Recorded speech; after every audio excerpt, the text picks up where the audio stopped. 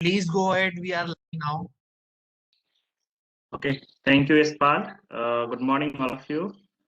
This is Nahid Alam from ASSOCHAM. I'm heading IPR department in ASSOCHAM. Thank you so much for joining us for this important webinar. And now I request Hemang to do a welcome address and also introduce the speakers. Thank you, Hemang. Over to you. Sure. Thank you so much, Nahid. Good morning to everyone who's here. Hope all is safe and fine at your respective ends. As a country, we are going through a lot of trials and tribulations. So, I think I trust the words that this too shall pass. That's the only thing we can do. And please be of as much help to each other.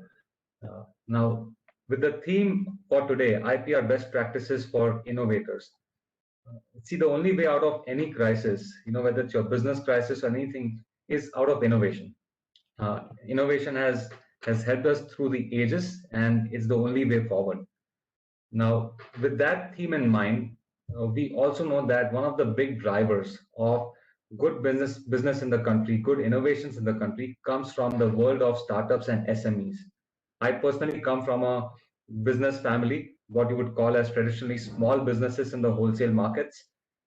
They all innovated in their own respective ways, but there were certain things which I saw wherein they failed to capture any of their innovations and they didn't profit from it. They profited from their business sense or business acumen, but not from intellectual property.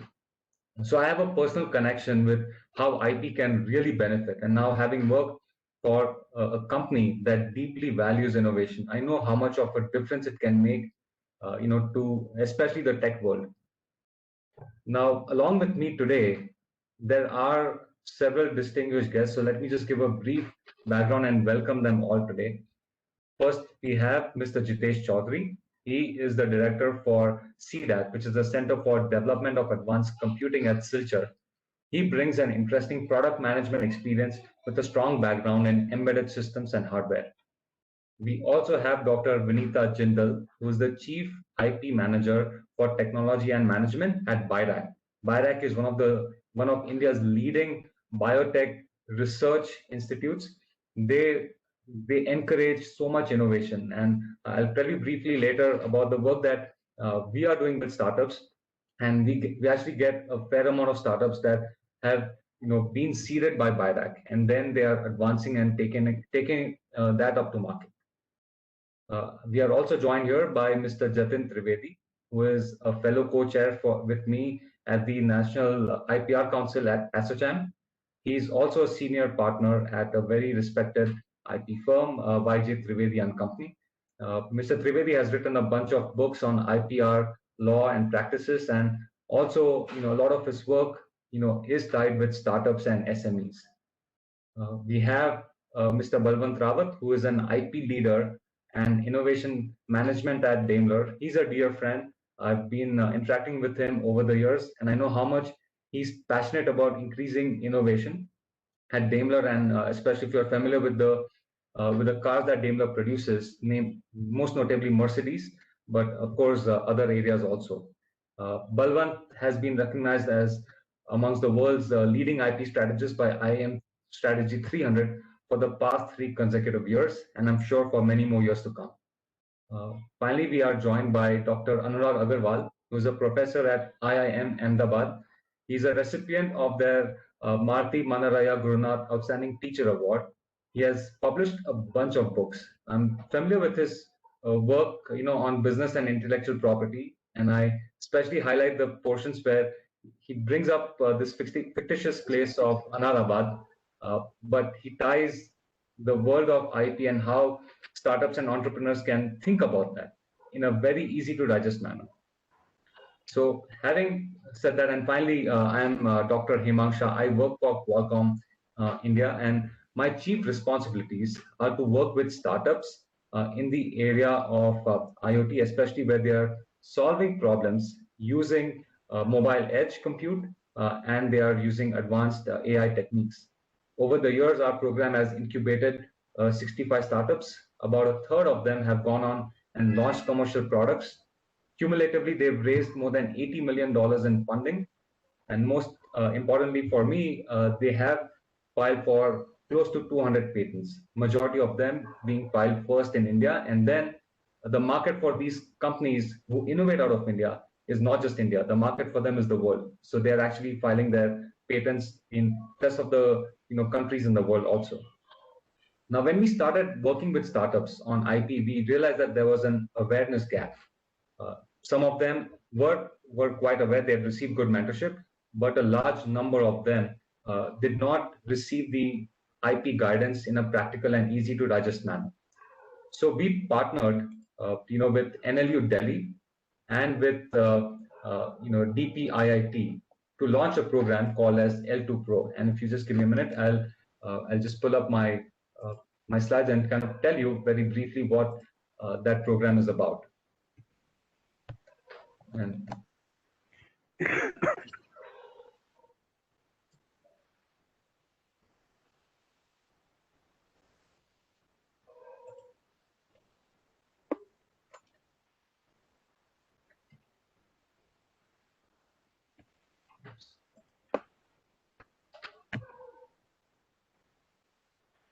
so L2 Pro is an IP e-learning program designed specifically for startups, and especially Indian startups and MSMEs in the fundamentals of IP. Now, IP can bring you many benefits. There are, I have hands-on experience in the area of patenting, especially with high-tech startups. But startups today are contributing to IP in a number of domains, especially copyrights, trademarks, and most importantly, our goal is that IP should be a core aspect of your business strategy. It starts with R&D, and that's the origin of it.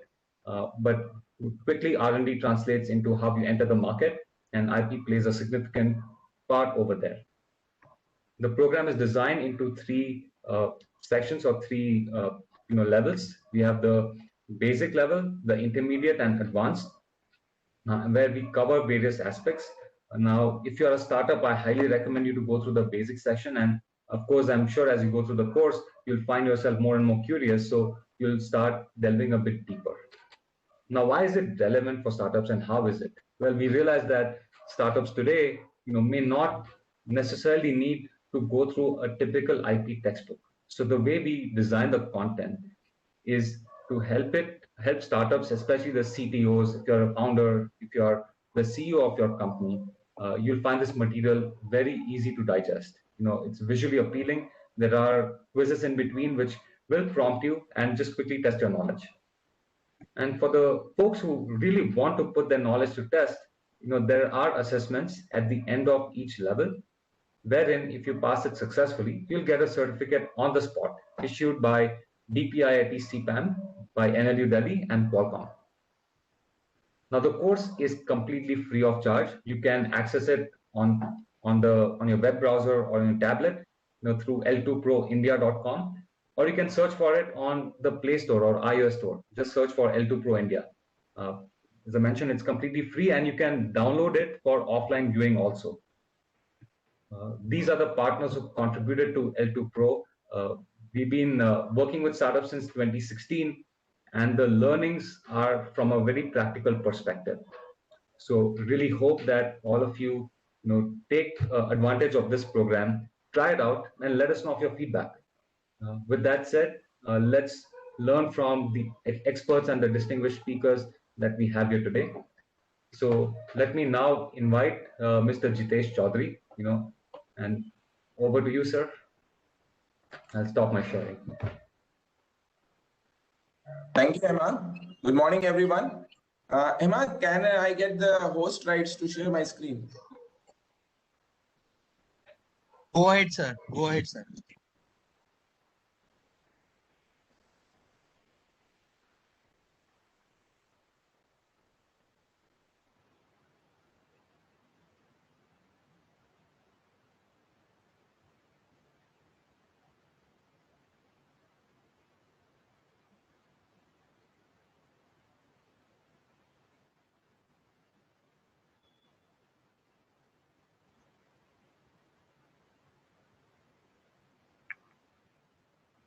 Yeah. Fellow speakers, ladies and gentlemen, a very good morning to everyone. I thank ASSOCHAM team for giving me this opportunity. Without wasting much time, I would straight away come to the point and I'll start what are the experience I have and the learnings I have from the product development point of view related to the IPR.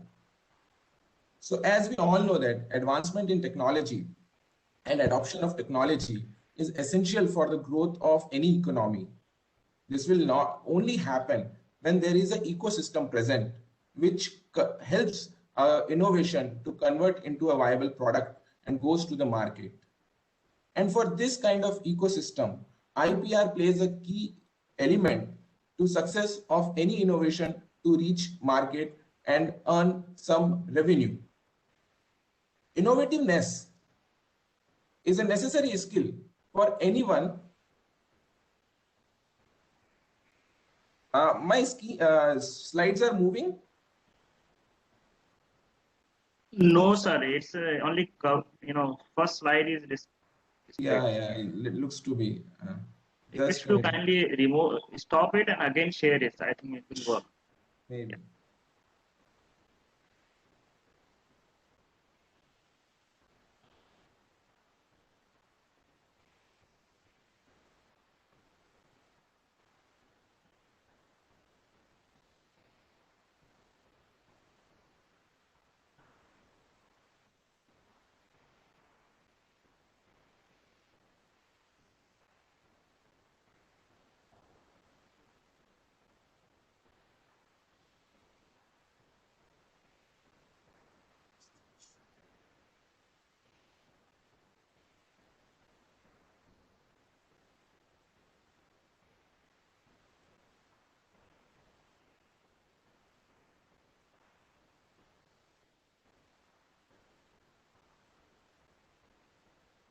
Seems there is a problem.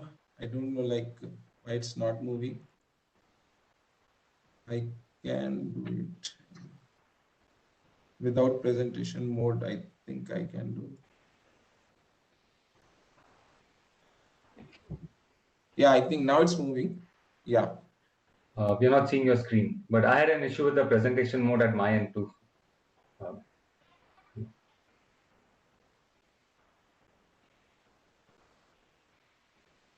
Yeah, good. Now it's moving, right? Yes. Yes, it's moving now. Yeah. Thanks for patience. Innovativeness is a necessary skill for anyone who wants to succeed in this today's global economy. And for that purpose only, every year, the World Intellectual Property Organization issues a Global Innovation Index to showcase how the countries are standing on the front of innovation. And you can see they are categorized in 8 different categories, and in none of them, as a India, we are standing in top 3. One step ahead, if we see the factors which are recommended by the World Economic Forums, which are which we can say essential factors for measuring the innovation of any country compared to the global market. So we are not near to any of the leading countries like China and US. We are on an average on all these 6 parameters, we are lagging by almost 50%. But despite of all these deficiencies, globally, Indian startup ecosystem stands 3rd. And this is because of the venture capital and private equity investors who played a critical role in the pushing this startup ecosystem. Almost 72% of the startups are in the area of metropolitan like Bangalore, Delhi, Mumbai, Hyderabad, which has a good infrastructure and a good manpower pool.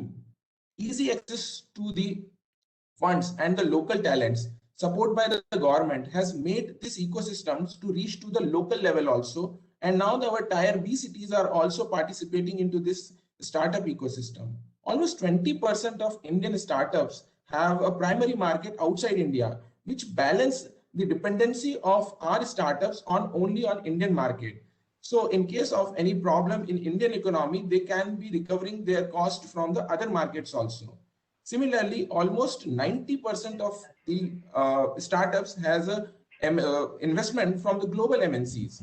So which is again a very good push for our system. So on an average, in the last 5 years, India has progressed with the rate of almost 12 to 15% growth in the startup system. Why this has happened despite of some deficiencies also. So it comes to the three frugal principles which generally our startup follow. They keep the things very simple, reduce the complexity, and make sure the product is easy to use. They make it affordable so that it can reach to masses, and they cleverly reuse the resources, because being a developing country, we have always our limitation in terms of resources also. Apart from these three principles, they too have a never say die attitude. They never bog down by the difficulties, and they always try to find the way even case of adversity and resource scarcity. So with this, we understand how the Indian startup ecosystem stands. But if we take a journey of innovation to the market, so there is a concept comes of the value of death. This is because this starts right from the start of the ideation, or the idea comes to till it goes to the market. But what is the significance of this concept? Because this plays a very important role in a journey of a product to reach market. Because this is the time when most of the product fails and they never see the light in the market. And this is the time IPR comes into picture. If a product has a good IPR, it has a lot of potential to bring the money from market and continue its further journey. So that's why IPR is one of the important element in the terms of a startup ecosystem. If you would like to see how an innovation ecosystem look like, so this image can be easily understandable that we have many key enablers in these ecosystems. In any country, for an ecosystem to successfully reach innovation, to successfully reach market, the right kind of environment is very much required. Generally, this we address as an innovation ecosystem. It's follow the principle of move fast, fail often philosophy, and it's try to give you a path for young innovators, entrepreneurs to go to the market in the fastest manner without worrying much about the system. So in all these ecosystems, the major companies come into picture, government support comes into picture, we have infrastructure support, and lot many things which enables these young startups and entrepreneurs to take their product from cradle to market. In this ecosystem, again, this intellectual property function as a bonding link between government, companies, and the stakeholders, which are dynamically influence the strategy of any innovators while protecting its intellectual assets. So after understanding this ecosystem, I would like to highlight what IPR brings to the on the dais or the platform. So I think this we all are aware that IPR has its many advantages. So few of them are listed here. So it brings economical benefits, like IPRs are involved, plays a significant part in any economy in terms of its GDP, employment, strategic importance. It also helps in to bring FDI. Not only the monetary benefit, it also promotes the innovation. It's encouraged the society to innovate different products and make the society more advanced and developed. As well as it helps the startups or the companies to monetize their innovations in terms of revenue by licensing their products or the intellectual assets, and further grow by developing newer products. It also helps MSMEs. It has been reported in many surveys that the MSMEs which have the IPR with them, they progress much better than compared to the MSMEs which don't have any kind of IPRs. And finally, it benefits consumers and society. Because of the different innovations and the assurance of the innovations are protected by the IPR, many innovators come up with the better products for the society and consumers. So end of the day, our society gets the quality products and without the infringement of any intellectual property rights. When it comes to the challenges in the IPR ecosystem, these challenges are from the point of view a typical innovator, how he thinks and what kind of difficulty he faces. So if we see, the first point is always the cost. What will be the cost of filing a IPR and how to cope up with that burden? Then second will be the lack of IP assets. The innovation has some innovativeness, but it is not sure whether it can be a valuable IP asset or not. Because tomorrow, after investing money for the IPR also, if they not get return, so that will not be fruitful for them. Again, the entire process of getting IPR is a very long duration. So that also affects the process of innovation or to go to market sometimes with the product. The lack of enough role models and the low returns on innovations, as I pointed out in the second part again. So that all these things make sometimes the innovators discouraged not to go for IPR. The instances of misinformation. Many times the innovators don't have the proper information related to their product itself and how to file the IPR. And they try different methods to get the IPR. In that process, they may end up with the huge expenditure in this process. Then the lack of capital to fight infringement in case if they are having such kind of any suits. And finally, the lack of awareness. So that's how these programs like LP2 Pro will help young innovators. Now, how to tackle these challenges? So the first thing which we can always consider is take the professional helps. It's not that simple that filing an application will get you the IPR. It's the technicalities which be written on the application in a certain manner, in a certain fashion, with the language which is understandable by the patent office, so that we get these innovations get IPR without wasting much time. Otherwise, redrafting a patent application right from the it takes a lot of amount instead of going for a professional help from at the start itself. The second one is that what your intellectual property brings to you. So before going for any IPR, we have to understand, are we need that IPR or I am going to get what out of this? So again, sometimes the innovators are not understand in which category it falls, whether it's a patent, whether it's a copyright, whether it's a trademark. So those kind of information is also very much required for them. Then defining objective, what to achieve from your IP.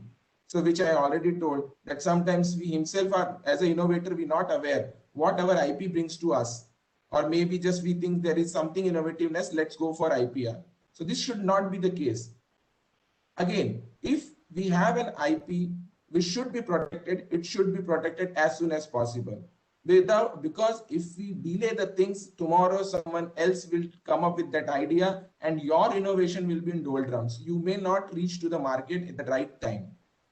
Sometimes it also happens that your idea not falls into the category of patent or in the copyright or something, but you have something unique in your product. So that can be protected as a trademark. So you have an option of going for a trademark. Then again, there is a approach should be realistic, because there are, for any product, we have to take IPRs in individual countries, or depends upon the treaty between the different countries. So it is not possible that a product can be patented at all the platforms across the world. So our approach should be realistic. Where my market is more, I should go with my IPR into that market, lest I should leave, because this will take a lot of money and time.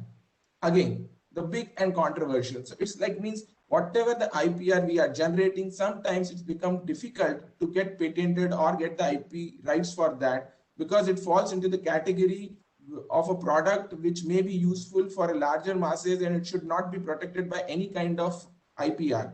So again, the government and the society and the law offices will have their observation on this category. So you have to be very careful on this.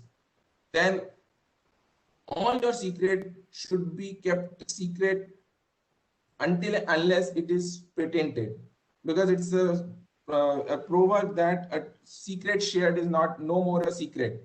So your trade secret should be kept very securely along with innovator only, so that not a small leak will help anyone to compete with you. And finally, you make sure that IP, whatever you are going for, any rights, it will be protected your development. Sometimes it happens that we go for an IPR, and once the IPR tenure or the period is over, it is open for the market. Then you will not be in position to claim any kind of development on that. Again, you have to go for a newer patent. So if you want to continue with the product, sometimes it is not possible to go for IPR. Instead, you can keep your trade secret with you and continue for in the market. For an example, Coca-Cola formula. Jatin sir, request you to wrap up quickly. Yeah, just last one slide, that pitfalls I would like to address. So I think my slides again is stuck. Okay, I think my slides are stuck, but I would like to highlight this few pitfalls which generally startups fall into that startups should bear in mind the importance of confidentiality and put in place measures to protect confidential information internally and externally. Another important pitfall, they follow the delayed strategy. They're busy in the development, and in that process, they forget to take the patent for their product, and someone will else come up with that protection and lose the market. And finally, the last one, the startup needs to be mindful who owns the IP rights. Sometimes it happens because of the collaboration, the IP rights goes with the collaborator instead of the innovator himself. So those kind of things also we have to address. So as the time is running off and my slides are also not moving, sorry for that.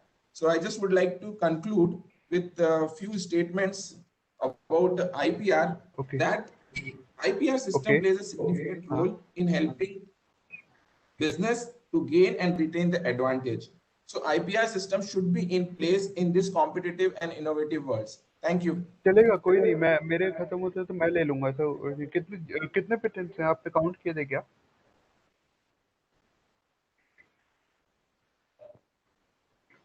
Mr. Hemant? Sorry for that. Thank you so much, Mr. Jitesh. Really appreciate your insights and truly agree that you shared a lot of practical benefits. And I like the idea, especially that how startups should think of here's when I can go for patenting, here's when I have to let's keep it within the company until the timing is right. There's a lot of thought process which needs to go behind it. So thank you so much for sharing these practical insights with the innovators. Yeah. मैं भी वैसे ही कर रहा हूँ. मैं request someone else to someone else speaking. Can they mute themselves? You're hearing a background audio. इसके लिए director की बात की हो. वैसे तो यशपाल और नाहिद can you check? रखा है, बट वो मैंने फिर ओपन किया तो मिल गया एक दो. Check who is speaking. मिले. Yeah. And in the meantime, maybe invite चलेगा. Dr. Vinita to share her views. ठीक है, आप भेज दीजिएगा, मैं चेक कर रहा हूँ. आप भेज दीजिएगा मेरे को, मैं चेक कर रहा हूँ.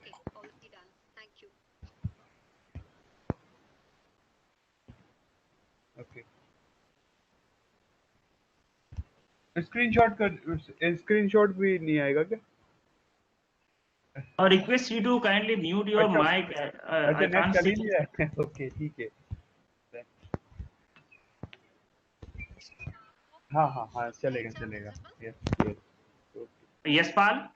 Can you switch off all mics? Then Vinita ji can switch on her mic. Yes, sir. Yes, sir.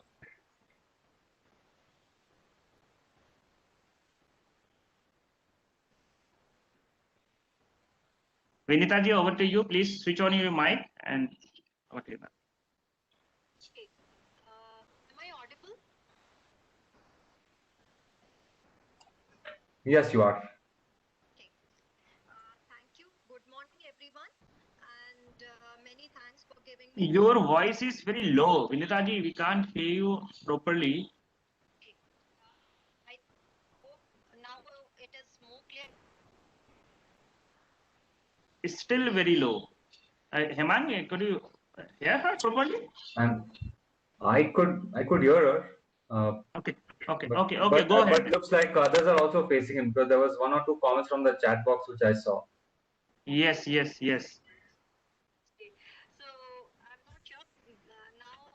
I'm sitting in front of the system and it is very close to me, but I hope I'm audible. I think you need to come closer to your mic, ma'am, because the voice is very visible. Nobody, even audience, can't hear.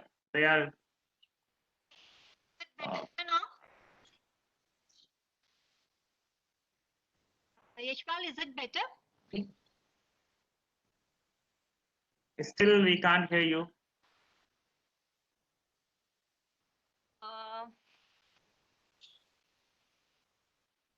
Sure, because I'm very close to my the system mic.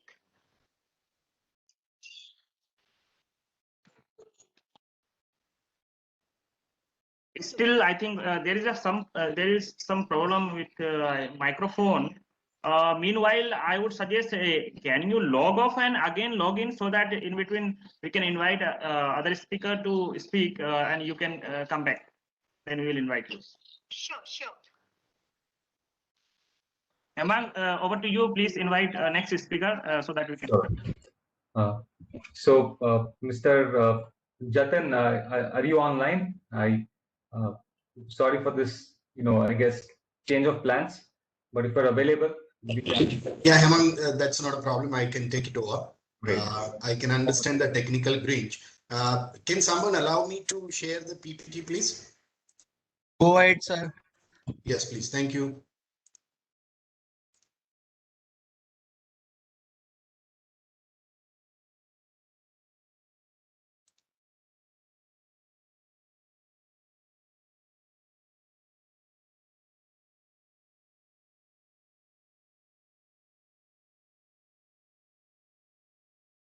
Hemang, it's visible? Yes, it is, sir. All right. Good morning, friends, and good morning to all the participants and my co-colleagues and speakers. And Hemang, thank you very much. Hemang, Yashpal, and Nahid, thank you very much for making me part of this L2 Pro. Right. So L2 Pro is a very great initiative, Hemang, and I compliment to you and Qualcomm for such a great initiative.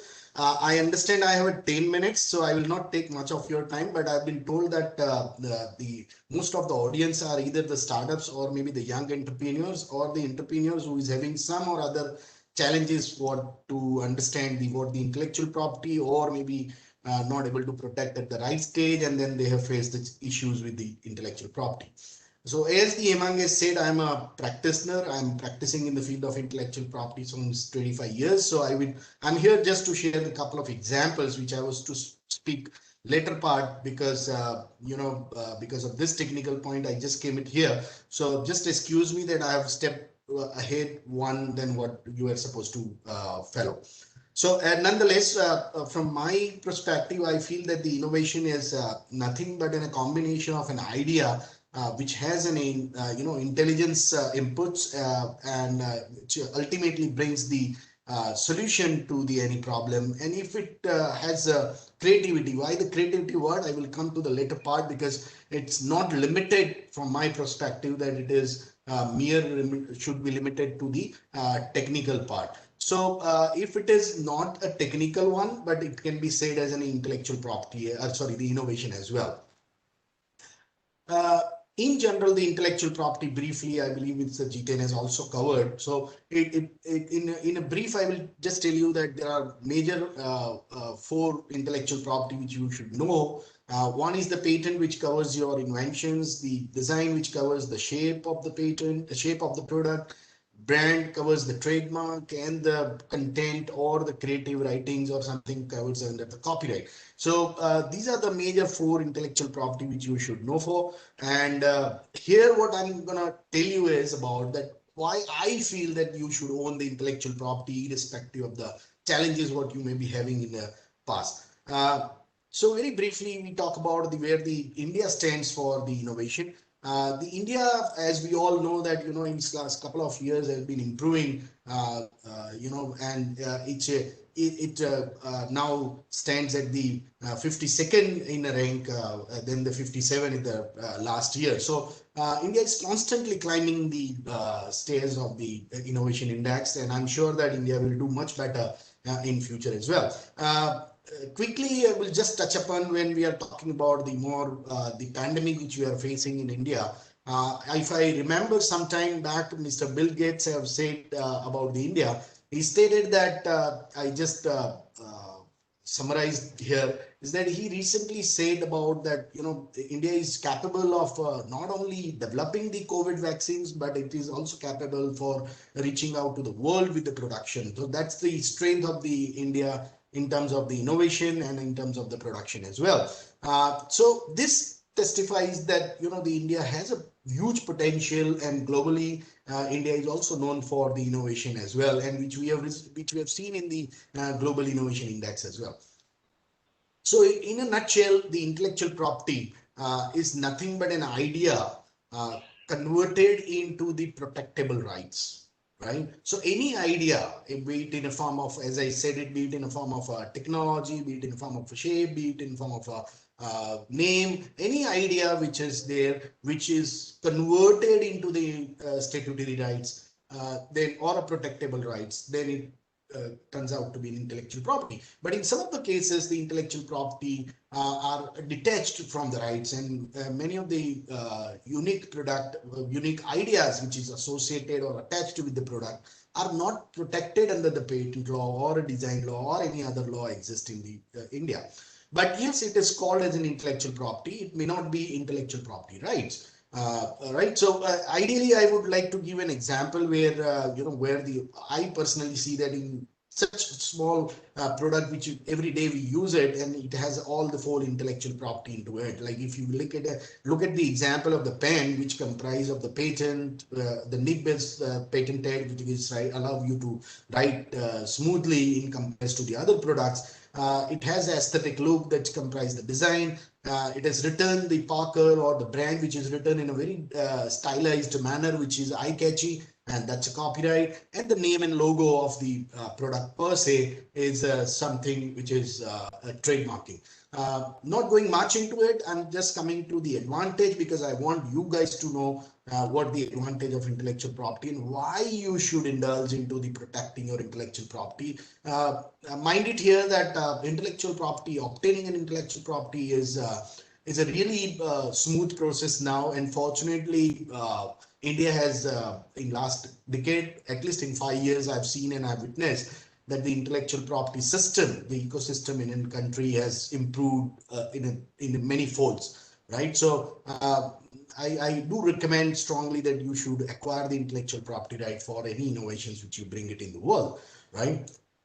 So if you look into the advantage of the intellectual property is it's protect the genuine business assets. That may be either the integral part of the core system, or maybe a strategy of the business, or an overall long-term viability of the product. It also safeguards against the competitors, and that's what I believe Mr. Jatin has already covered out, that it safeguards against the competitors from using the say for the market share, right? So it increases your market share as well. As I said, it here is that it prevents the competitor from infringing and counterfeiting a innovative product or a unique services which you bring into the world, right? So it creates a barrier, a legal barrier which you can enforce before the court of law. Creating a corporate identity, because if you look at to the Apple, right, versus any other phone, right? So we know that Apple has its own reputation for bringing the innovation or maybe innovative product in the world, and rightly Hemang is here, and he also acknowledged that the Qualcomm is constantly bringing the new innovation in the world. So Qualcomm is also known for the unique technology and patented products or ideas bringing in the world, right? So the best part, what I personally feel, is that as a startup, as a young entrepreneur, it allows you to negotiate at the licensing or a franchisee stage, or any contractual agreements which you are entering into, which are IP based, like it may be of manufacturing, it may be of selling, it may be of distributing in the world. And that's where you get an added advantage to negotiate if you rightly holds the intellectual property in your hand. majorly the startups or maybe the young entrepreneurs or maybe even the big enterprises as well are looking for attracting segments into the investors and finance. I personally feel that and I have witnessed in some of the cases that if you have a right intellectual property, very well managed and rightly protected, then the investor gives the priority to such ventures to invest into it.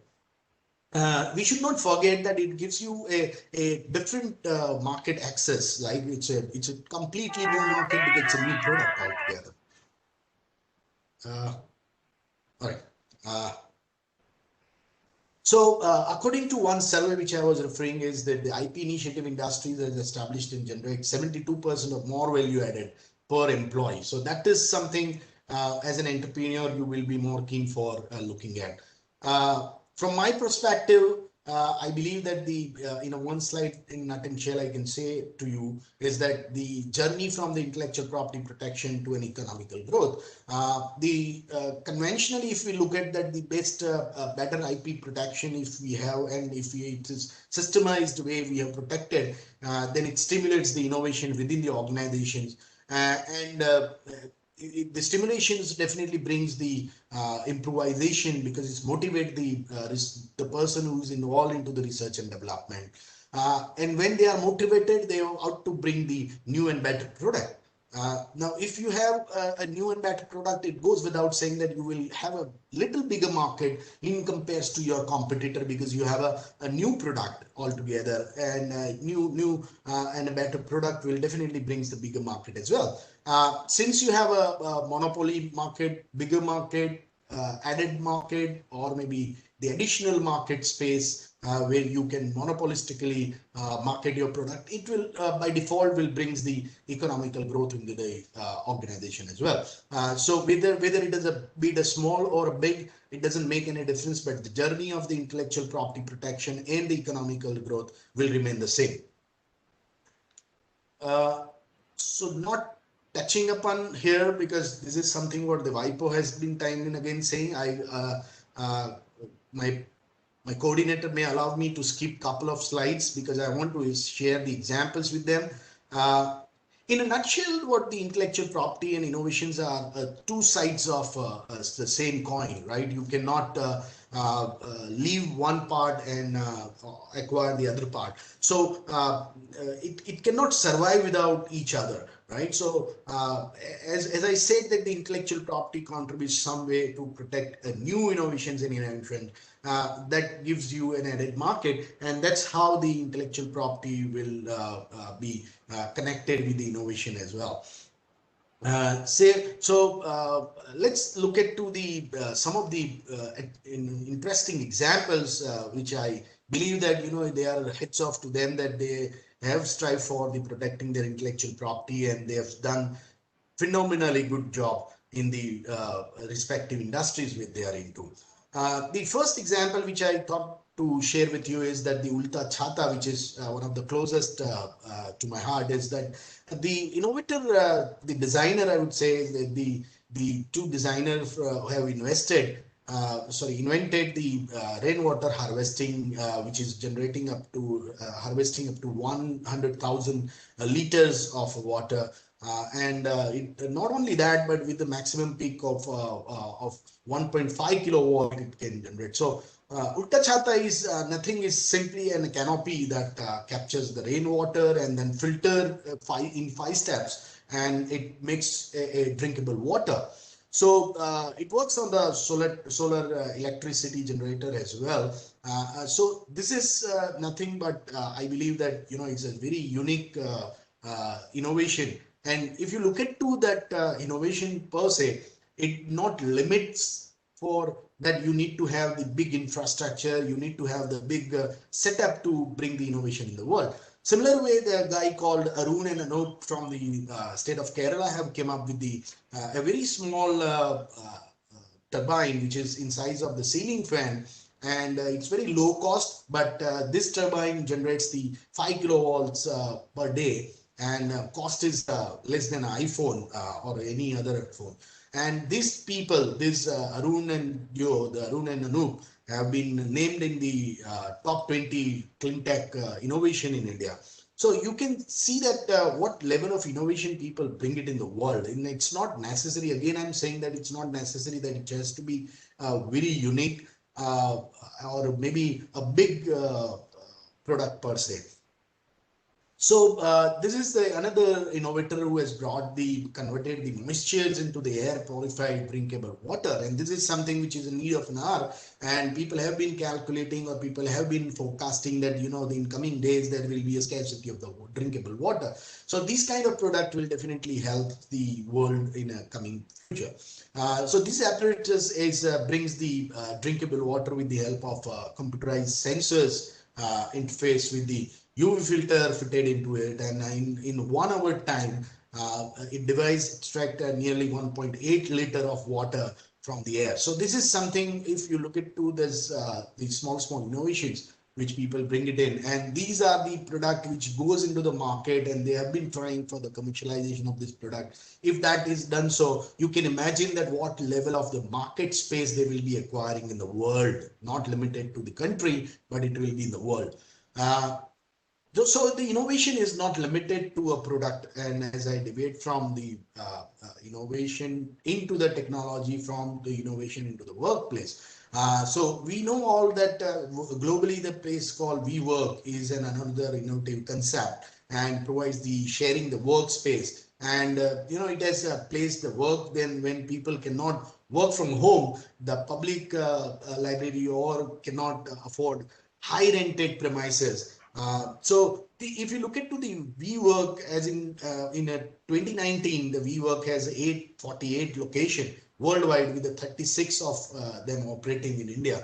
So this is the concept, and later part of the once the WeWork entered into the India, I'm aware of that there are several other spaces are there. So now innovation in slogans, right? So it's not limited, as I said, technology is not limited to the physical things, but it's attached to the unique brand and unique name as well.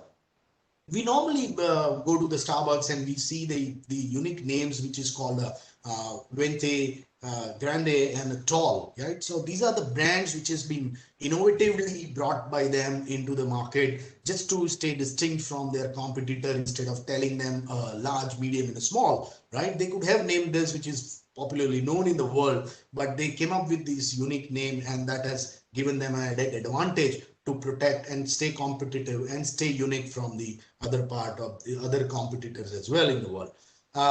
This is a very unique example as a woman innovator, and I'm sure that many of you must be aware about that, who's the Laurie Granier is. So Laurie Granier is a part of the Shark Tank, which is a very famous series, or I would say the episodes coming in the from the Western Fall, specifically for the startups, all right? So she had been a part of this, and Laurie Granier is an American entrepreneur, a businesswoman, and now she has turned to a television personality as well. So unique part what she has brought in, and in 1996, she has obtained for the patent of the design. You can see I've pasted the image of that earring holder design. So this design has become so popular, and she got a patent for it. And she has not restricted her business activity for herself, but she has licensed this product to several multinational stores, multi outlets in United States. And today, if you look at, she has more than 400 products and having 100 million of net worth with the 120 US and international patent as well. So as I said, that the innovation is not something which you need to only create, but here is the example that you can lease it out, you can license it out, and you can make the business out of it if it is well protected. The last example I will take in, which is again Jatin bhai, sorry, I think we are out of time. So just a last slide, Hemant. Yeah, sure. Thank you. Yeah, so this is the example which I would like to share with you, is that the Kodak has come up with has declared the bankruptcy, and sometime in the 2011 and in 2013, as a part of their bankruptcy sale, the Kodak sold the several their innovative patents to the companies like Microsoft, Samsung, Adobe Systems, and Apple and others. The patent sale worth of $525 million, and they could come out from the bankruptcy. So this is the example where the intellectual property is not only helps you in good time of yours, but even you're in a bad part of the economical side, then is also helps you there. So thank you very much, Hemang, for giving me an extension period, and I thanks to the audience. I'm sure I would have spared some more time with you, but time is constrained, and I respect that. So thank you very much. Sure. Thank you, Mr. Jatin. That was actually really insightful, and I think what really helped were the examples and a variety of examples. And I'm particularly curious about this Ulta Chhata. I think it's a really remarkable thing, especially in our country where water harvesting can make a huge difference. So thanks so much for sharing your insights. And let me ask if Dr. Vinita is back online, and if possible, we can hear her thoughts. Hemang, can you hear me now? Yes, I can hear you. Yeah, I guess over to you, ma'am. If you can help me in sharing the slides.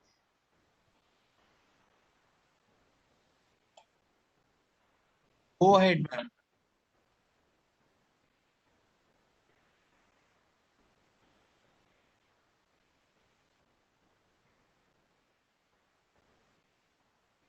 Yeah, sorry about the technical glitches.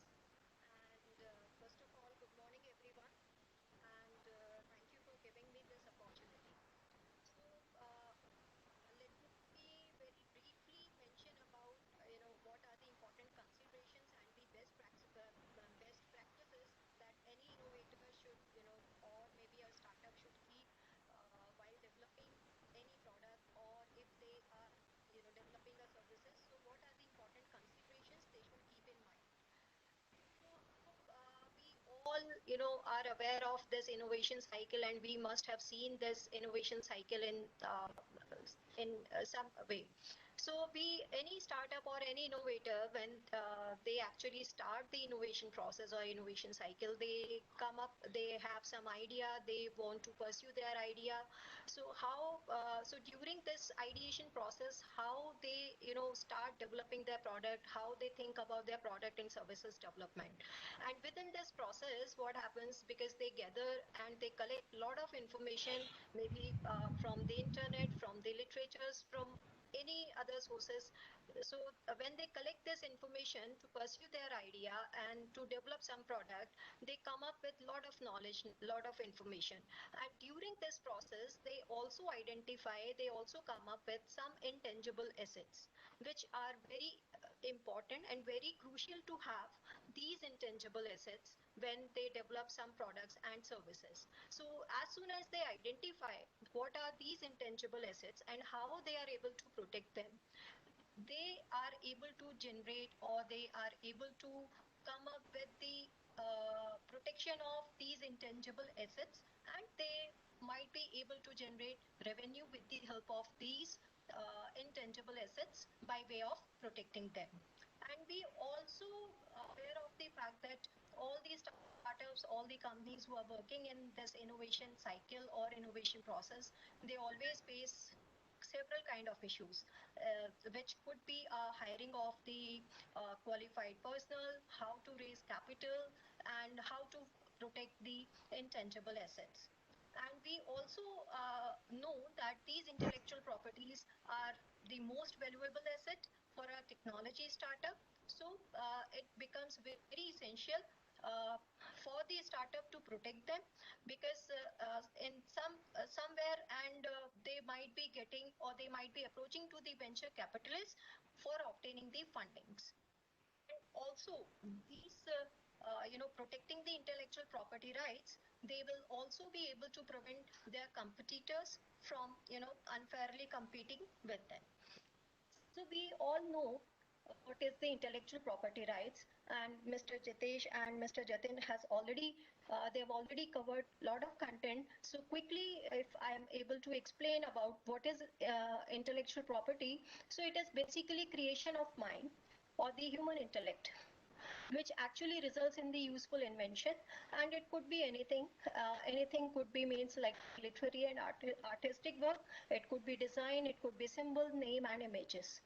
And as a creator, you get an exclusive right over the use of your creation for certain period of time, and these creation of mind or the human intellect should be new and original in the global context. So when we talk about the intellectual property, we always think about the property. So when we are saying it is a property, we always think about ownership. And this property cannot be used without the permission of the owner. So it means we need to have a permission. So permission required to use any kind of property. Similarly, in case of intellectual property, if you protect them, then you always need to have a permission from the owner. So these intellectual property rights are exclusive rights, and these are awarded for a fixed period of time. And after the expiry of this protection time, anyone can use these intellectual property without the permission of the owner. So if we see what are the important or the key features of all forms of intellectual property rights, these can be sold, these can be bought, you can rent it out, and you can also pass under a will. And these can also be assigned to someone else. So we all know about how they behave or what is the different nature of the IPR. They are generally time bound. Also, they are territorial. If you file a patent application or if you protect your trademark application in India, it will remain applicable only in India. It should be original, it should be new or novel, and it should have some industrial application. And by way of filing or having a ownership in one country, you can also think about filing or registering your IPR in more than one jurisdiction. So we all know that IP rights comes in various flavors, and each IPR is a defensive right to pursue legal action in the event if a third party, any third party infringes the rights of the owner or the third party. And we all know what are the different forms. These are the copyright, trademark, geographical indication, patent, trade secret. It could be industrial design. If you are working in the space of plants, then you can think about the protection of plant varieties and Farmers' Right Act and integrated circuit layout design protection. So we know what are the different flavors of the IPR are available, and we should be aware of the fact that what kind of innovations or what aspects can be covered by way of different IPR. So if we are talking about the patent, then we can think about like recombinant microorganism, vectors, vaccines, composition, expression system, maybe the process of making these enzymes or the vectors. Similarly, for the trademark, we can protect the words, the icons, graphical design, and the if we have some logos, these all comes under the protection, and these can all be protected by way of trademark. Similarly, for the registered designs, which actually covers the aesthetic appearance of the products, it does not cover the technical aspects, so you can think about registering your design. So trade secrets, Mr. Jitesh and Mr. Jatin both talked about trade secrets and the confidential information. So while developing any product and services, if you have any confidential information, but if this confidential information which is very much required to make the product or process, you don't want to protect by way of any IPR, then you can keep it secret. This could be a laboratory notebook, maybe design workbook, customer information, data exclusivity on clinical data. So those kind of things are part of the trade secrets. The plant breeders or the plant variety rights, the different plant varieties and how you propagate and harvesting material from plant varieties, these can be covered under plant breeders or variety rights. Domain names covers the web addresses.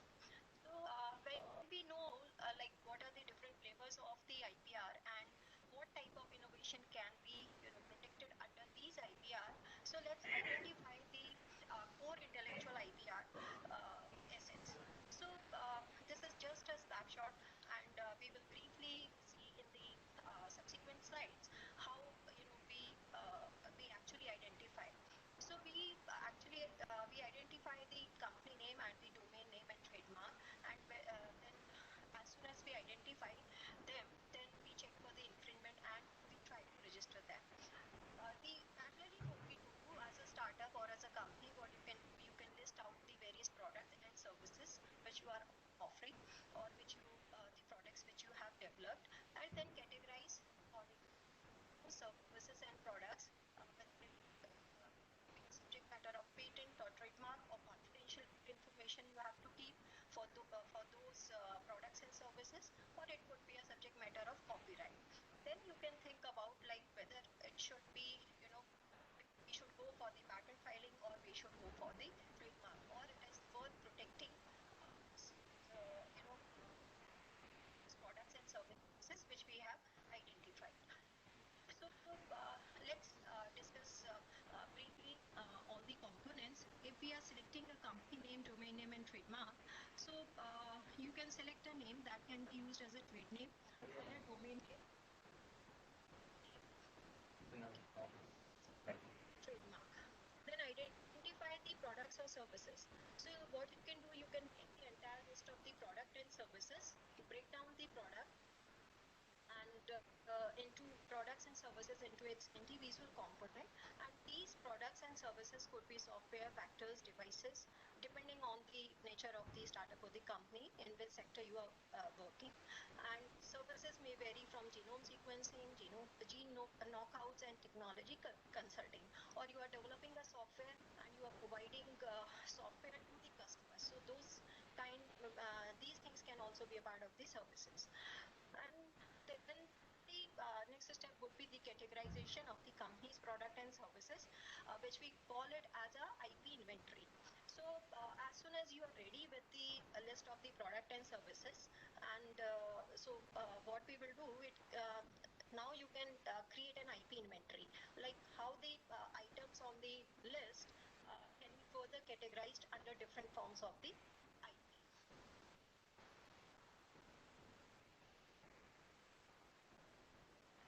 So the another important component within this process of the identification is assess different IP protection that might be eligible.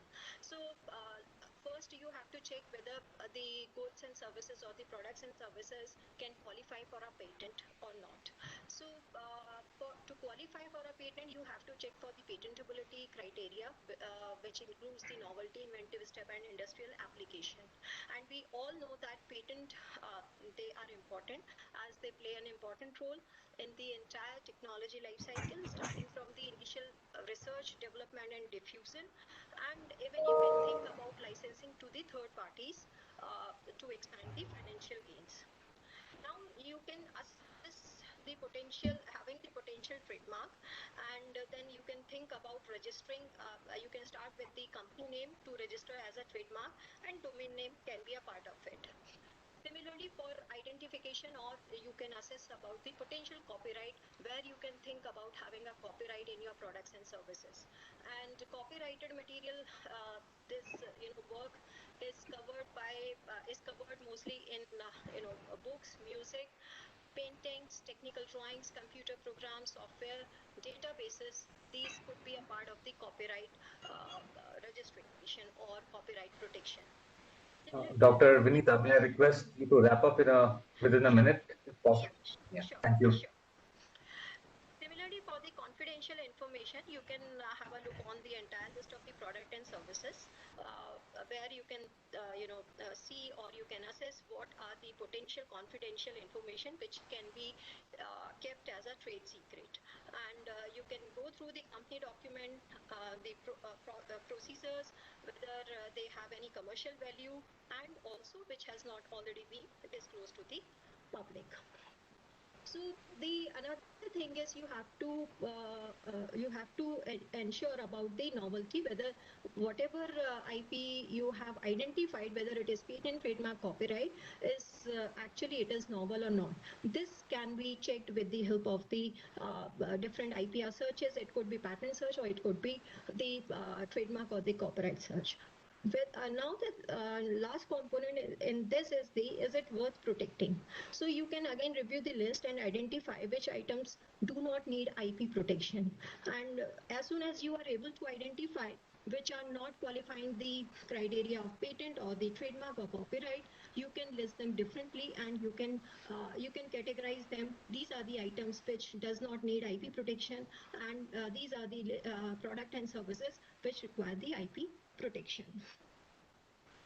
So the important component which Mr. Jitesh also covered about why you want to file or why you want to have IP in place. So you have to think very carefully what are the reasons of investing in protecting the intellectual property rights. These reasons could be either to stop people from copying, or you want to add value to the company if you decide later on to sell it, or you want to license out to a third party. So this is the last slide. I will I need only 1 minute. So what are the important strategies and considerations? While working at BIREC, we have realized that when we work with startups, they are mostly in dilemma whether to patent or not. So they are not able to understand whether we should go for the patent filing and when we should go for that. So this is where role of the IP team comes in picture at BIREC to advise them when to file and whether you should go for IP or not. So we also consider this consideration as an important part. You file early and keep quiet unless you think about filing a patent application, and you go for the patent complete patent application filing within the India. Don't disclose everything at the initial stage of the filing, because they might be generally what happens, they go to the venture capitalist, angel investors to get the funding. So they try to have more and more information on the patent aspects. So the third important component is file again as the invention evolves. So most of the startups, what they do, they as soon as they file one patent application, they think that we have already filed one application, we don't need to file again. But because innovation, you are doing regularly doing and continuously doing or innovating your product, you always come up with some additional information, additional innovation. Then you have to reevaluate your patent protection, and then you can consider on filing a patent application or IP on new features of the invention which has been developed during the process of innovation. Dr. Vinita, sorry for interrupting, but we are out of time, and these are actually very impactful slides. In fact, in the chat box, we've been getting messages. I'm not sure if you had a chance to look while you were speaking, but people are finding this information really very helpful. So thank you. Yeah, sure. Thank you, Iman. Thank you. Yeah, I apologize. I know we could have learned, and it's no wonder that BIRAC is able to do such wonderful work, not just in terms of encouraging biotech innovations, but it also does a fair amount of tech transfer. If you notice, Dr. Vinita's slide had one point where, they were going to, looking at how you can commercialize the technology, how you can keep the invention alive, even though you're on your path to commercialization, right? And how you can file for more inventions along the way. So truly very helpful tips, and thank you so much, Dr. Vinita. The next speaker we have up is an industry address by Mr. Balwant Rawat. So may I request Balwant, can we hear from you, please? Sure, Hemang. So hope you can hear me. Can hear and see you very clearly. Thank you. Okay. Thank you. Okay, so I will just try to keep my address short. I don't have slides, but I would tell from my experience that I had with multiple companies as an IT professional. So what I have seen is that normally, and we saw a lot of good examples that Jatin also showed, So every startup or organization or a business, then it starts. So there is some sort of innovation, or many of them also have now IP protection rights. So the founders generally are quite innovative and they are able to create that value for their customers. So it's a fantastic example of all the innovation that they pursue. So I'm going to touch about that as the organization grows. So what are the challenges it faces in sustaining that level of innovation and IP within the organization? So it's more of a internal perspective uh, that can only be possible if the organization is investing in the culture of innovation. So which is integrated as a part of the basic organization culture. So here the fact is that if we have this culture of innovation, then sustaining innovation is easy, and it's not no longer the few employees within the organization, but each and every employee has a chance to contribute to the organization's innovation goals and strategy. So that would mean that every employee in a company has some basic clarity on why, what, and how of innovation. So why, as in say, why innovate? Why should I go the extra mile beyond my daily job to contribute toward innovation? So what is in it for me? Then coming to what, so focusing on which opportunities should I invest, or should I give ideas, which should be, of course, aligned to the business strategy, or what are the right problems for the organizations to innovate? So do the employees know about that? And finally, the how. So I have the skill sets, but how can I contribute through ideas, or by giving feedback, or through development, or testing the ideas, or helping each other in the innovation journey? So the challenge becomes for the organizations to channelize the talent of the employees and the energy in the right direction so that the organization stays innovative. And from my experience, that this can happen that if the organization at the early end invest in the right uh, people, process, and tools within the organizations. So generally, there is an important role that the service provider or external IP experts have a role to play once they have ideas in place. So I'm talking about the IP generation part on a sustainable basis. So let me expand a little bit on the people, process, and the tools system. So when I say people, the first and foremost is the leadership, the managers, the founders, to set that right expectation with the employees, to have a vision for innovation, and then in their day-to-day language, they are speaking about or emphasizing the role of innovation and IP. They are also practicing the right behavior, not just what the lip words, but also like encouraging the risk taking, embracing the failures, learning from them, and also most importantly, appreciating the efforts of the employees and the innovators so that the motivation stays. So another important category of people is the experts, the technical experts who can play an important role by not only contributing actively from innovation, but also providing feedback to the other employees. And this feedback should be a constructive feedback, which will help other employees to improvise on the ideas that are given by the people or by the employees. So that is how they can participate in identifying the problems or identifying opportunities by collaboration. And finally, the other set of important people, if you can have that role defined within the organization, is the people who could be the torch bearers for innovation, and if possible, an in-house IP team, so that they can act as a drivers and catalyst and coaches for innovation to put the processes and tools within the organization. And their role is important because they are binding the whole team. They are developing relationships and mentoring the innovators, which is very, very critical as they are working towards the business goals. So that is about the people element. Next, I will talk about the important processes that the organization should set up. One is, of course, identifying the opportunities and problem statements which the organization should invest so that those initial opportunities can grow into the ideas and inventions and IP. and maybe innovations later on. So how do the employees get share of those feedback or opportunities or customer pain points, or it could be even the trends that are coming from the outside the industry.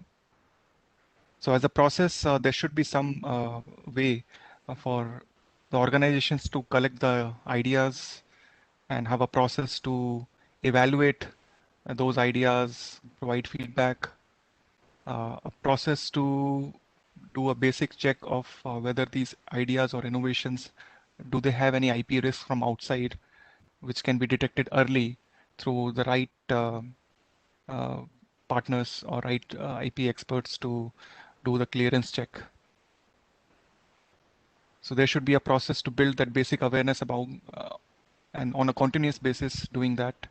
And also once the efforts are yielding results, then there should be a process to celebrate and reward the innovations. So that's where rewards and recognitions of employees and also emphasizing innovation is a very, very important. And that's where employees will see innovators as heroes, and that will bring aspirations amongst the employees to really value the innovators, the innovation culture, and contribute towards the success of the organizations. And just ideas are not sufficient. IP, it's not. There should be a process towards experimentation, POCs, collaboration, and governance of KPIs like that. So the tools that help in doing that is a portal that can help you in collecting the ideas, prior art search, and a platform for enabling the discussion amongst the subject matter experts and sharing of the information, the culture. So in summary, so if that's the one goal that the organization, the founders can keep is how are they engaging their employees in the culture and also in the journey of innovation that is beneficial as a win-win situation, both the employees and the organization. So I would leave it. That's my last takeaway. Thanks so much, Balwant. I know IP, there's a culture aspect of IP which applies to every organization. And it's ultra critical, especially at the startup stage. When there are 2%, 3% company, the founder's vision, everything will drive it forward.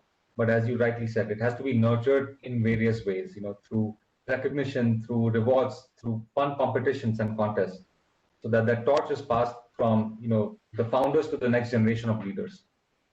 Thanks so much, Balwant, and it's no wonder that your firm is doing so well with very capable IP leaders like yourself. Thanks so much for sharing your thoughts. And now let's hear from Professor Anurag Agarwal. And Dr. Agarwal, over to you. Let's hear your thoughts on best practices for innovators. We can't hear you. Thank you very much. Are you able to hear me? Am I audible? Yeah. Am I visible? Yes. Okay, I will, just 1 second. So is the PPT also visible? Yes. Very good, very good. So thank you very much, ASSOCHAM. Thank you to co-panelists for a wonderful discussion on IP and what the startups can do about it. Now, I've just put down a couple of thoughts on this slides. So please feel free for any questions if you have in the, maybe to the organizers, and we can answer them. And I'm also available by email. So all the members who are there joining us in this webinar, my email is right there in front of you. You may send me an email later, and I can take all those questions. Now, I have been teaching IPR now for almost 25 years. And 10 years ago, I wrote a book, Business and Intellectual Property, published by Random House, under the IIM Ahmedabad series. Now, it has been written basically for business managers, for people who do not have a law background and all. So it would be, if you are interested, you can go through that. But let us try to understand a couple of things. When we talk about startups, the thought comes, as most of my students here at IIM Ahmedabad, some of them are interested in startups and doing things on their own. So it's all about ideas and passion. So the people who want to go for startups, one important thing is passion, and then mostly technology, using technology and working with technology, and then finding solutions to existing problems, or maybe identifying the relevant problems and then trying to find solutions. Sometimes it also happens that you come up with certain product or service, very innovative. There is no demand for it in the market right now, but then you try to create a demand for that. And there is a whole list of all those things, products and services, by big companies and by even very, very small startups. But what happens is, if you're a startup, you can't always remain a startup. You have to grow, you have to become profitable, you have to sustain yourself in the long run. Now, you need to make profit in the long run. And that's very, very important. For making profit, your ideas, your passion, everything should convert, should translate into business, commercialization, profit making. But the issue is that how do you do this? And there, a very old Latin maxim is, which says ignorantia facti excusat, ignorantia juris non excusat. Ignorantia, ignorance. Facti, facts. Excusat, can be excused. So it says ignorance of facts can be excused, but ignorance of juris, that is law, cannot be excused. We all understand that, and that's why it's said in plain simple English that ignorance of law is no excuse. There is no excuse for ignorance of law. Had that been, the wonderful thing would be people don't file income tax return or don't even pay income tax, and someone asks them, they say, I never knew that there is something called income tax. A person kills someone and then he says, I never knew that this is something called murder and we can't kill anyone. Or you are going on the streets in Singapore and you start spitting here and there, like old Indian habits and all. And then someone catches you and no, you say this is my birthright and I've been doing in India. No, sir, you can't do that in Singapore because the law is different there. And ignorance of law, when we say, is no excuse. So it becomes important that where are you doing business? In what legal environment?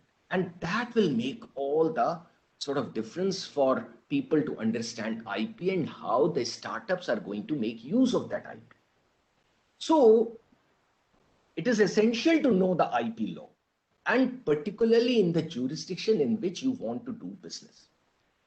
When your startup becomes big, yes, of course, all startups have a dream, an aim, a goal, a purpose to become big and big in the times to come.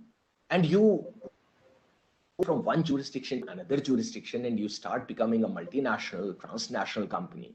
Then of course you need to understand the IP law, not only in your country, in your jurisdiction, but in other jurisdictions also. For example, huge big companies like Microsoft, Apple, Google, and so on and so forth, you have to know what the law is everywhere in different parts of the world. Like big pharmaceutical companies may get an IP protection, a patent protection in the country in which they are doing business, but maybe, for example, just for example, not in India, or not in the country X or Y or Z. So it is essential to know the IPR, at least the basics. What are the different types of IPR? What are the relevant statutes, the different acts and different laws which govern them. But then there is a problem, and typically this problem is with people in startups. And there is a right balance to be achieved. And this is the triangle which I emphasize with my students. And this you can make just like a triangle, and the three corners of this triangle. One is your passion. The passion is for whatever you are doing, whether technology or you are trying to find a solution for something, and you are really passionate about it. You don't want to be disturbed. You don't want to be told that these are your working hours and this is your workplace and this is your workstation. You need to do work like this. No. Mine doesn't work that way for startups and people who are really overwhelmed with all those thoughts of finding some solution, finding the right thing to do, or this is my idea, how to take it to the market. So they may work anytime, they may work on any day, Or they may not work for a couple of days or weeks or months. They may say, no, I don't feel like, my mind is sort of clogged right now and I may work later. That's all fine. Excuse me. But passion itself, overwhelming of ideas and all that, it's not going to take you anywhere until and unless the second apex of this triangle, the corner, that is business. You try to find some business sense into it, commercialize it, take it to the market, make it successful. Only then you can make profit and remain successful there. And the third is the law. You have to follow the law. You have to remain on the right side of the law. You cannot violate the law. And the problem is that law can be very, very different in different parts of the world, in different jurisdictions. So you need to understand in what legal environment you are doing business. So do I need to know the IPR law? The answer is yes, you need to. How much? At least the basics. And then if you have interest, go further down into it, but at least the basics. Now the next question arises, how to align legal and business strategy. So startups and any business, in fact, or even individuals like you and I, typically we are talking startups and businesses, they must make profit by being on the right side of the law. You have to be on the right side. And your business strategy depends the long term, whatever strategy you are going to formulate, and it depends on the legal environment for doing business. And the legal environment is an essential part of the business environment in which you do business. So whether it is in a country like India, United States, France, Japan, Germany, European Union, United Kingdom, or let's say Saudi Arabia or Sultan of Brunei, or let's say North Korea or South Africa, you need to understand, where am I doing business? Or we forgot China and Russia and other places. So you need to be very, very clear about it, that this is the law and this is the legal periphery which allows me to do business, and I have to be within this legal periphery. So let's say this is straight line, there is a straight line which divides people on the right side of the law and the wrong side of the law. Now what you do is just curve the line and keep on making it, turning it so that it becomes a circle. And this circle is right in front of you, which is the legal periphery. So the closer you are to the center, let's just as an assumption, you are more law abiding. And if you are A, you are quite law abiding and you try to remain as close to the center, but B is also inside the circle and quite complying with the law. But C, you can right now see is outside. And that is what is the interesting aspect. Remember, most of the intellectual property rights, whether patents, I'm not talking about right now, trademark, which can be like statutory also, and you can have a right also according to common law, but patents, let's say. So patents, you cannot have on your own. You need to apply to an office, patent office, by different names in different countries. And once the office is satisfied that you have met all the conditions, only then a patent will be granted. Now let us say these B and C are competitors, and C applied for a patent and C was rejected by the patent office, that you cannot get the patent. Now what can C do? Now it depends on the legal environment in which you are doing the business. So let's say it is United States. So C goes to the court and challenges that order and says, look, the patent office has wrongly decided that I cannot get the patent. And it gets the patent, assuming the court allows that. So that is one. And this is happening for ages, at least for 150 years or so in the United States, and at times in India also, but not too much in India, but let's say United States. And this happens, whether it was Thomas Alva Edison or others, Henry Ford, or in recent times, number of Amazon and Google, and they keep on, or Apple and let's say Samsung. It was about the design patent, what they call it, the design, industrial design. So this is the legal periphery, what C will try to do. Now see the beauty in the next slide. What has happened? The legal periphery, interestingly, remember, it is dynamic in nature. It is not static. It doesn't remain the same.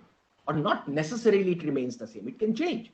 So with a judgment from the courts, and there is a structure of courts right at the top, the Supreme Court US in different countries. The court said, C, you can get the patent. Now, if B is the competitor of C, what B can do? And that is the beauty of legal strategy aligning with business strategy. C goes and challenges B's patent and says the patent which was granted to B was wrongly granted. And when the court decides, yes, we agree with you, so what happens? The patent of B is gone and B is no more within the legal periphery. So that is the beauty of the legal environment, what you can do with the help of intellectual property attorneys and lawyers who can take the case forward. But for that, you need to have a proper legal environment. Now, where does all the intellectual property, or where do all the intellectual property rights fit in? So you need to own them, then commercialize and protect them. Confidentiality is extremely important. You need to identify the right type, whether patent, copyright, trademark, design, geographical indication, confidential information, traits. But then document the things. Whatever you do in your company, firm, by whatever name you call your startup, partnership, but try to document, whether hard copy or electronic, because you may need it as an evidence later on. So the three important takeaways which I am talking about are, number one, know the IPR, at least at the basic level. Then try to understand how it is taking, giving shape to business in your jurisdiction. And then protect your IP and try not to infringe the IP of others. These are the three takeaways which I would like all the people who are in the startups to just remember and follow them. I'm open to questions. Thank you very much. Thank you so much, Dr. Agarwal. This was truly, I mean, very simplistically put, you outlined the right strategy folks should apply. Now, I know we are out of time. Nahid, Yashpal, do we have any time for questions? Yes, we can extend for 5 to 10 minutes.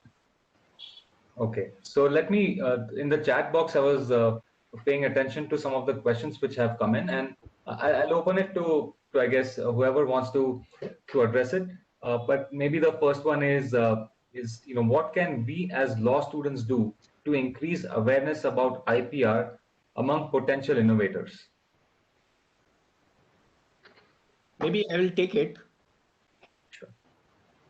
Now, I have been a law teacher to law students and then now business school students, and keep on visiting law universities for, as I said, 25 years or even more. So law students, number one, you need to be understanding what the law is clearly. Now, when you want to convey or communicate the same thing to the innovators, now innovators are typically of two categories, just so many, but let me put it at two categories. Number one, you can say by whatever name you call it, but sophisticated, intelligent, or let's say educated and all that. So they understand what you are talking about. But then there is a large number of innovators. Excuse me, India is a land of villages, farmers, and so on and so forth. If you try to start speaking your legalese and in your language, no, you cannot communicate to them, because they know how to innovate, but they don't know the sophistication and the language you're talking about. So you need to be extremely careful in what forum and to what persons you are speaking. Only then connect with them properly. So if you are speaking to a farmer somewhere in an agricultural farm and he has come up with a fantastic innovation, whether it can be for a plow or any new equipment. So you need to try to understand how to communicate the things to them, and then put it in the right framework and try to educate them. But before that, you need to put yourself in whether this format you need to go or this format. You cannot mix them. That is very, very important. You should be clear about it. Great. Thank you, Dr. Agarwal. Let me read out the next question from Mr. Rabindra Kumar Das to everyone. So I'll paraphrase this question. It's about the fear of an innovator to maintain the confidentiality about their innovation. And a part of Dr. Agarwal's answer, what he just mentioned, covered that. But possibly a question that maybe Mr. Jatin or others can expand on is in the lines of the filing aspects as such. Is there a concern that they need to be worried about, that they file for a patent, and should they be worried about confidentiality from that point onwards?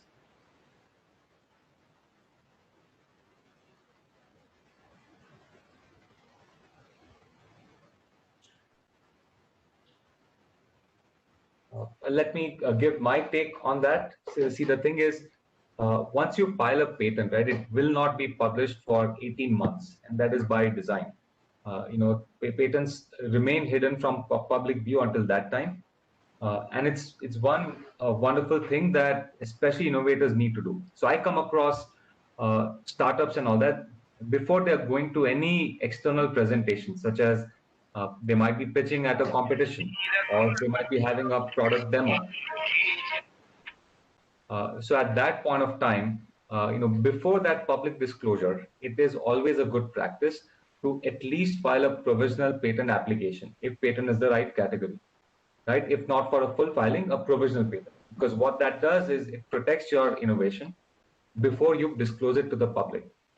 And should you get any questions with regards to how it exactly works and all that, I believe you are well in the freedom to say that if my work is patent pending, I can only give you certain details from now, and most people will understand why you're saying that. Okay. So there is probably we can take the last question, and maybe Balwant or someone else can answer. This person has an idea for building an Android mobile application. Now they don't know how to build this thing, so they are going to hire or work with freelancers. So how can they protect their idea from essentially being stolen or infringed? So yeah, that's a very valid question and comes across a lot of time, because as a part of innovation, you need to get help from the suppliers or third-party people.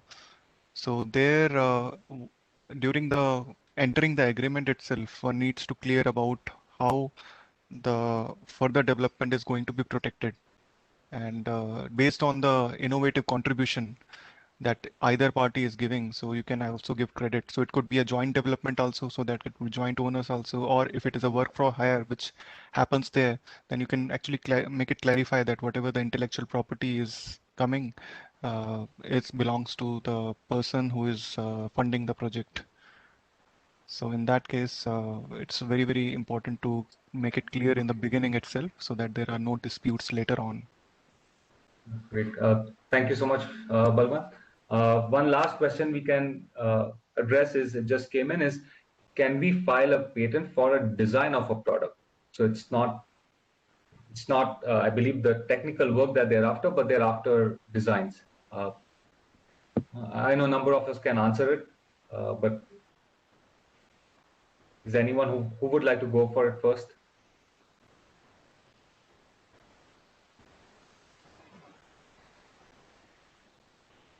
Balwant, do you mind addressing that? Sure.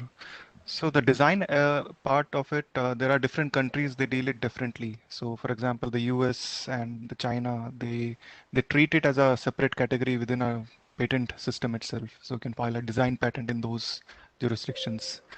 In India, there is a different category called design rights. So that's where you can also apply. If not, then also copyright is also a loose form of protection that they can do it definitely. But yes, it is possible to protect the designs under the utility designs that are offered by many countries.